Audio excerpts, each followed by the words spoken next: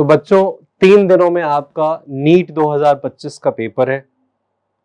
अक्सर देखा जाता है कि जब परीक्षा की घड़ियां नजदीक आती हैं, एग्जाम पास आने लगता है तो धड़कनें बढ़ने लगती हैं।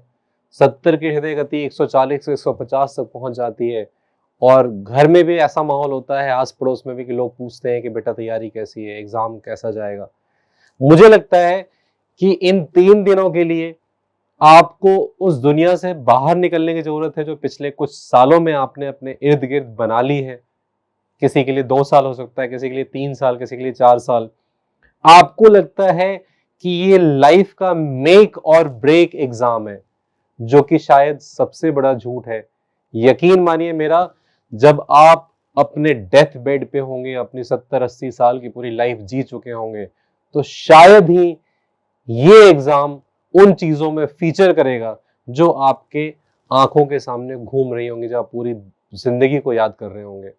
अगर आप पूरी लाइफ को अपने उठा के तब एनालाइज कर रहे होंगे, तो ये जो 4 मई का दिन है, आज आपने जितनी इंपॉर्टेंस उसे दे रखी है कि शायद आप नहीं अच्छा कर पाए, या जितनी आपकी और आपके आसपास के लोगों, आपके टीचर्स, आपके फ्रेंड्स, आपके रिलेटिव्स की जो उम्मीदें हैं उस पे आप नहीं खरे उतर पाए, तो शायद आप फेल्योर हो जाएंगे। ये सब झूठ है, इससे बाहर निकलिए। आप ऑलरेडी एक सक्सेस हैं, इस बात को समझिए, क्योंकि पिछले कुछ महीनों में आपने जिस डिसिप्लिन, अनुशासन, हार्ड वर्क के साथ खुद पे काम किया होगा, आप में ऑलरेडी काफी ट्रांसफॉर्मेशन ऐसा आया होगा जिसे आप खुद महसूस कर रहे होंगे, और यही आपको एक विनर बनाता है लाइफ में। जिंदगी में सक्सेस का जो अप्रोच है वो एक एग्जाम का नहीं है, 8, 10, 12 साल का है। और उसके लिए रिक्वायर्ड क्या है? मेहनत, कंसिस्टेंसी के साथ, डिसिप्लिन के साथ।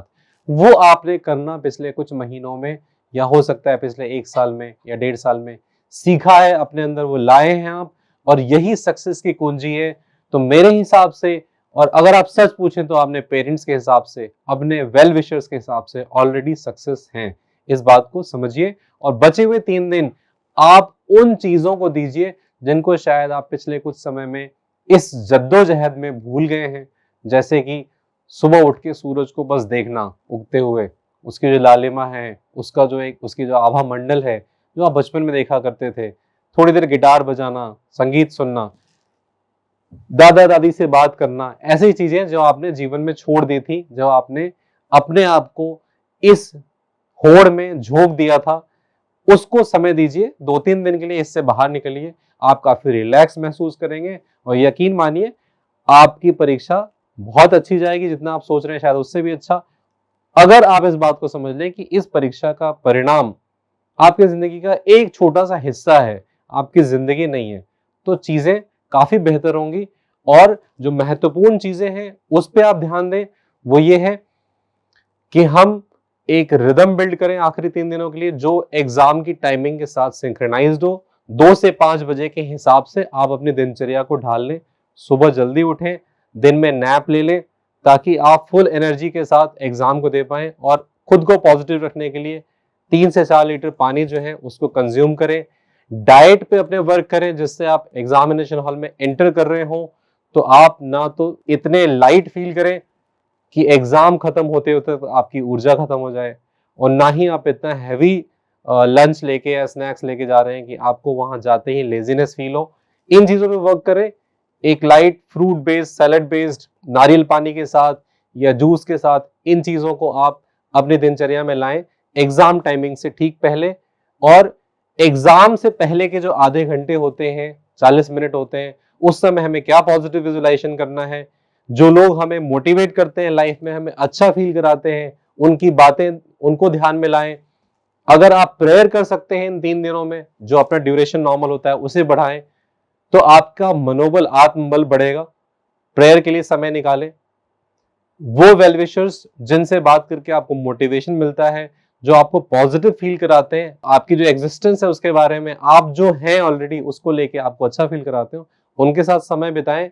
और यकीन मानिए ये एग्जाम आप कुछ सालों बाद रियलाइज करेंगे कि इतना इंपॉर्टेंट नहीं था जितना आपने इनसे इंपॉर्टेंस दे दी है। अगर आप इसमें अच्छा करते हैं तो अच्छी बात है, आप अपनी उम्मीदों के हिसाब से उतना अच्छा नहीं कर पाते तो भी कोई बड़ा नुकसान नहीं है, क्योंकि मुझे मालूम है आपके लिए दबाव का कारण यही है कि आप इसको सोच के सुबह से शाम तक चिंता करने लगते हैं और कहीं ना कहीं एंग्जाइटी बिल्ड कर लेते हैं कि पता नहीं एग्जाम अच्छा जाएगा या नहीं जाएगा।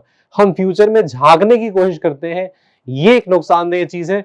कोशिश करें कि इन 3 दिनों में जो बचे हुए दिन हैं उसमें हम वर्तमान में इस मोमेंट को जिए। ये प्रोसेस बहुत एंजॉयबल है, वो एग्जामिनेशन हॉल तक जाने का प्रोसेस, एग्जाम देने का प्रोसेस, वो बहुत एक्साइटिंग है, बहुत एंजॉयबल है। उसको जीने की कोशिश करें रादर देन कि परिणाम क्या होगा क्या नहीं होगा इसके बारे में सोचने के लिए।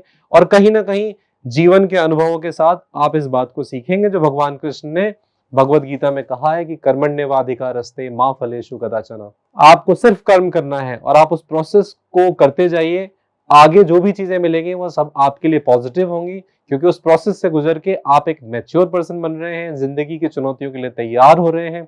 सबसे ज्यादा मायने ये रखता है, इसलिए बार बार फ्यूचर में पीप इन करते हुए रिजल्ट को विजुलाइज करने की कोशिश ना करें। अक्सर जो चीजें हम इधर उधर की सोचते हैं जो हमारे बियॉन्ड है उसको ना सोचें, सिर्फ अपने काम पे फोकस रखें।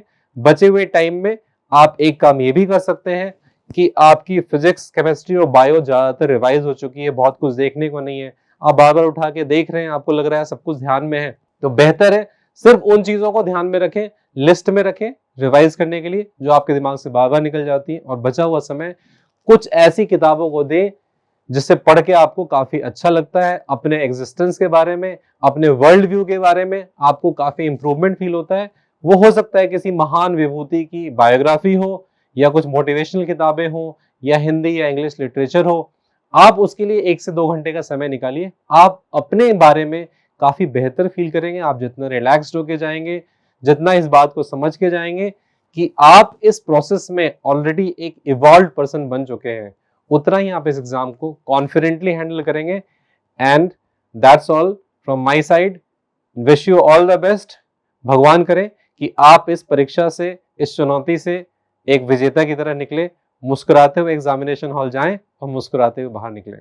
Thank you.